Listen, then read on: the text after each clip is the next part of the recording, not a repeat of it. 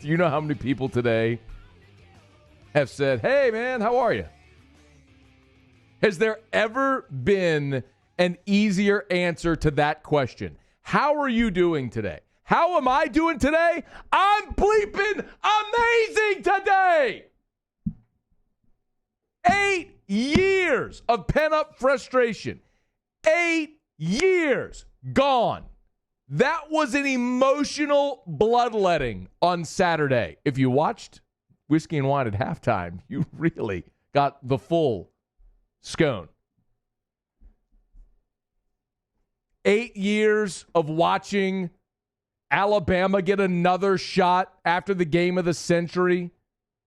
Yeldon's run, Mettenberger crawling off the field, blowing it in overtime in 2014, Fournette getting stonewalled, being shut out in 2016, the silly jet sweep stuff in 2017, being embarrassed last year. 8 years and it's gone. It's over. It's all flushed. That is all now wiped away. A complete cleansing from all of that has finally come. After 8 years, nearly 3,000 days, sunrises and sunsets, and Saturday happened. In one beautiful moment, Saturday happened. And LSU put up 500 yards and 46 points.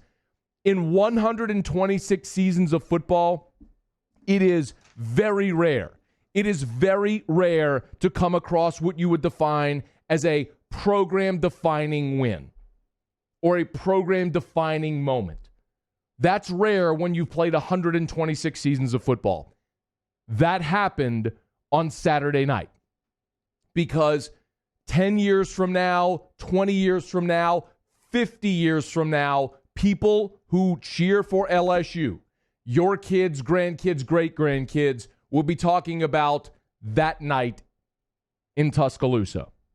The same way we still today, 60 years later, talk about Billy Cannon's Halloween run, the way we talk about the earthquake game, or beating Florida in 97, or the day game against Georgia in 2003, which was LSU's welcoming to the national elite, or Jacob Hester against Florida in 2007, pacing LSU to a national championship, the game of the century, 9-6. The same way collectively we revere those great moments in the history of LSU football. A century from now, people will talk about what happened on Saturday, because not only did you end an 8-game losing streak, not only did you beat Nick Saban, but for all intents and purposes, you've clinched a playoff berth for the first time in the college football playoff era.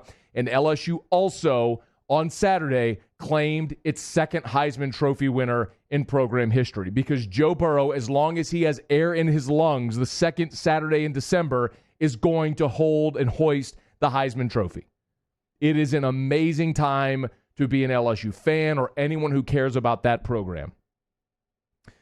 As for the game itself, there's some things I want to talk about, but also when we talk about program-defining wins, you also have the storylines and the players that accompany them. Joe Burrow throwing for 393 yards and 3 touchdowns. Clyde Edwards-Helaire doing what no player had done as long as Nick Saban had been at Alabama, which is score 4 touchdowns from scrimmage on that day. Patrick Queen's interception right before half is something that we'll talk about and relive. That flurry right there before the half when LSU scored 2 touchdowns in less than 30 seconds to go up 20 points, 33 first half points. A team that had been shut out in its own building the year prior goes on the road and scores 33 and a half against Alabama. That's something we will talk about forever. The Thad Moss catch on the sideline, immortalized on You Got Mossed on Sunday NFL Countdown. That is something we will talk about forever. In the way baseball fans talk about Ray Wright's catch in the 2000 College World Series National Championship game, we will talk about Thad Moss's catch, the most amazing catch in the moment when you had to have it in that game on that stage. Caleb Chasson, a guy who we have hyped since the day he committed to LSU, and the numbers never really followed until the biggest stage of his career. 10 tackles, 3.5 tackles for loss, a quarterback hurry. He had 2 critical tackles for loss on third down plays, which got LSU's defense off the field. Those are the type of stages, the games, the settings where players who make those types of plays become immortal. It's why the guy who sits in this chair before I do will be revered for the next half century, the next 100 years. People will talk about Jacob Hester on fourth down against Florida forever, and that dude is quite content to carry that banner forever in his life because there's few things he loves aside from his family more than LSU, and he's proud to be that. And the guys on Saturday who gave LSU fans their next chapter in that storied book of LSU football history are going to carry that forever, and that is an awesome thing to have witnessed, to have experienced, and to be able to talk about here on the radio today.